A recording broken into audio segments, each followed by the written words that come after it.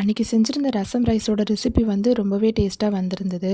போன மினி விலாகில் வந்து cooker open பண்ணுற மாதிரி தான் காமிச்சிருப்பேன். பட் இதோட ஃபினிஷிங் காமிச்சிருக்க மாட்டேன். சரி, அதனால் இந்த ஷார்ட்டில் ஆட் பண்ணேன். கூடவே கோஸ் பொரியலும் செய்கிறதா சொல்லியிருந்தேன் இல்லையா, அதையும் செஞ்சு முடிச்சிட்டேன். இந்த மாதிரி ரச சாதத்துக்கெலாம் முட்டை வறுவல் வந்து ஒரு சூப்பரான காம்போவாக இருக்கும். உடனே போயிட்டு கடையில் முட்டை வாங்கிட்டு வந்து முட்டை வறுவலும் செஞ்சாச்சு. அன்றைக்கி ஈவினிங் ஒர்க் முடிஞ்சு வீட்டுக்கு வரும்போது கொஞ்சம் டயர்டாகவே இருந்தது. ஸோ கொஞ்சம் நேரம் படுக்கலாமேன்னு படுத்தேன், தூங்கிட்டேன் போல். அதுக்கப்புறம் எழுந்து பார்த்தாக்கா ஒரே மழை, ஒரு 1 மணி நேரமாக நல்ல மழை பெஞ்சிட்டு இருந்தது.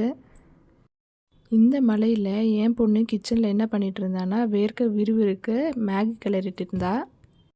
மேகி செய்கிறதுலாம் ஒரு பெரிய விஷயம் இல்லை தான். ஆனால் நம்ம டயர்டாக ஃபீல் பண்ணுறப்போ யாராவது நமக்கு சூடாக எதனா செஞ்சு தர மாட்டாங்களான்ட்டு நினைப்போம் இல்லையா.